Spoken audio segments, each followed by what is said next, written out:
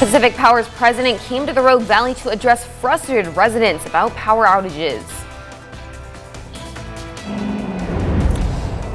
I'm still at the Grants Pass structure fire. I'll let you know what I've learned in the last hour while I've been here and when we should expect fire investigators this morning. We're expecting another day of below average temperatures. Watching out for you. This is NewsWatch 12 this morning. Good morning at 6 a.m. on Thursday, September 12th. Welcome to NewsWatch 12 this morning. I'm Damon Alvarado. And I'm Brinkley Ho. We're just going to check in with Sarah this morning. We saw quite a bit of rain yesterday, but how are things going to compare today? Well, today we will be drying out and we'll be continuing this drying trend as we're heading into tomorrow. But as we're heading out the door this morning, some cooler temperatures. We finally broke down into the 30s over into the Klamath Basin. Right now, 38 degrees in Klamath Falls, 35 over into Lakeview. Warmer into Medford, 53 and 54 into Brookings.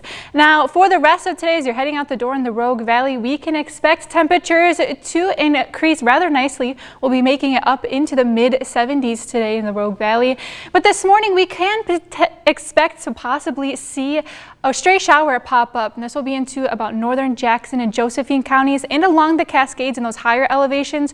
We could see a stray shower pop up throughout this morning.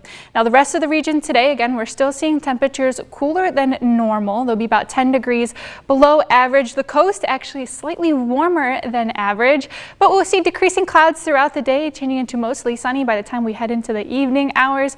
And we will be expecting another cool night ahead of us. We'll talk more about what we can expect the next few days coming up in our next forecast.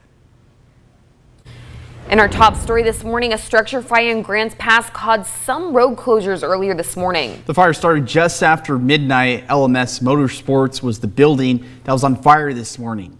And NewsWatch 12's Luke Doan is on the scene of the fire. Luke, what are residents saying about the fire this morning? Damian, Brinkley, good morning. It was actually a lot of residents and nearby business owners that actually helped save a lot of property in this fire. We'll go over that in just a second. But right now, Grants Pass Fire has left the scene. They are putting up caution tape behind me right now. I'm still waiting for the fire investigation team to try and talk to them this morning. But that's the latest update. Scene is now clear. This morning when I got here, I learned that this was a second alarm fire, which means that they were able to draw resources from all around Josephine County to come help or put out this blaze. I was also able to talk to Battalion Chief Wayne Nelson, and he told me the fire would have likely spread to the next door building if it wasn't for the awareness of another crew already coming back from a different fire in Grants Pass. They were able to be here before the first call went out for help. Neighbors came in quickly and started moving out motorcycles, which is a big help for us. Kind of takes out that risk that we try to eliminate as best we can. I was also able to talk to Redwood Cycles owner Bob Thiessen. He's right next door to LMS Motorsports. He was actually one of the people that helped save some of those motorcycles that were in the garage on fire. Him and his Sober Bike Club. It's a great place for people who need to be somewhere in a good headspace, who might be recovering from addiction. But that group, they were able to save a lot of property and really just save a lot of memories too. A lot of these bikes have memories for the people that ride them. But another good example of the community coming together in a hard time like this. And again, we're still waiting for that fire investigation team this morning. When I'm able to find out more, I'll make sure to keep you updated both on air and online. But again, Grants Pass Fire has left the scene this morning and the fire is out and Rogue River Highway is back open at this time. Live in Grants Pass, Luke Doughton, NewsWatch 12. All right, Luke, well, thank you. Just a devastating story this morning. We'll check back in with you in just a couple of minutes. In our top story this morning, Talent residents are gathered to hear from Pacific Power's president about recent power outages impacting the town. NewsWatch 12 has continued to ask your questions to Pacific Power and to the city of Talent. Let's take a look at a timeline. At the beginning of July, NewsWatch 12 spoke to you about the concerns for an increase in power outages as temperatures rose into the triple digits. The next day, we spoke to Pacific Power, who said it's ready to meet the demands of residents in Southern Oregon and in Northern California. Can assure you that Pacific Power is well prepared. We go through this every year. Summer is peak demand season, and as I said, we are ready to meet the demand. Then on July 8th, Pacific Power said it is operating more sensitive power line shutoff settings in rural areas, which meant outages could be more frequent and take longer to restore. The same morning, more than 2,000 customers in Talent were without power, and the mayor of Talent had this to say at the time. Looks like, when you look at the three cities lined up next to each other, that Talent's being singled out in some way. And I don't know why, but that's it. We want answers. On July 16th, strong winds knocked down power lines in Talent and Eagle Point. And then on July 31st, power was de-energized for many customers from Ashland to Medford. It ended up being because of animal interference, which was a squirrel. And on August 2nd, we spoke with Talent business owners who were continuing to be impacted by the power outages. On August 16th, we learned that the mayor of Talent, State Senator Jeff Golden, and community members had sent letters to the Pacific Power president seeking solutions.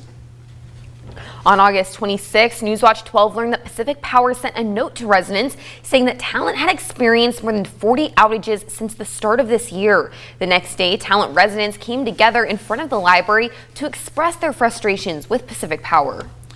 And moving on to September 3rd, Talent announced that Pacific Power would host a community meeting, which did take place yesterday. And Talent residents gathered last night to hear from Pacific Power's president about recent power outages impacting the town. NewsWatch 12 Samantha Kadera sat in on that meeting and also spoke to Talent's mayor about what she wants to see happen. Residents at the meeting expressed frustration over ongoing power outages, which have affected their daily lives and finances. Many are rebuilding from the Alameda fires, and reliable power is essential for water, medical devices, and keeping homes cool during extreme heat. One resident shared that their house has reached 110 degrees during outages. Additionally, many are worried about the impact on their animals, as prolonged outages have made it difficult to provide proper care.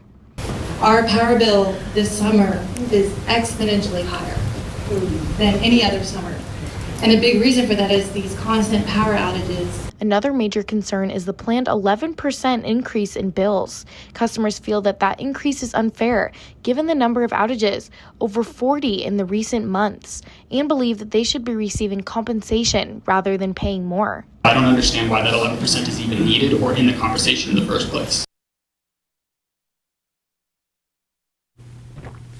Pacific Power's president talked one-on-one with us before that. Ryan Flynn acknowledged more than 40 power outages for Talent this year. He also said Pacific Power works to communicate with Talent and its customers there. Flynn says the company told them about its wildfire mitigation plan, and that plan activates sensors that shut off power automatically during heightened wildfire risk. This is normal in other places. It's a common misconception that Talent is being uniquely impacted. The reality is that wildfire is an everybody problem. 40% of our service area is in high sensitive settings. This has been a record-breaking wildfire season in Oregon.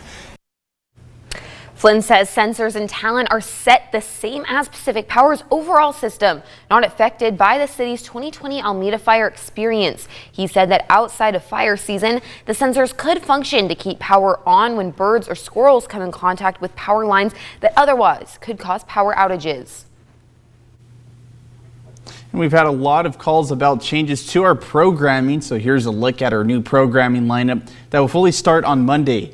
After General Hospital will be Funny You Should Ask, followed by Justice for the People, and NewsWatch 12 at 4 p.m. will start on the hour.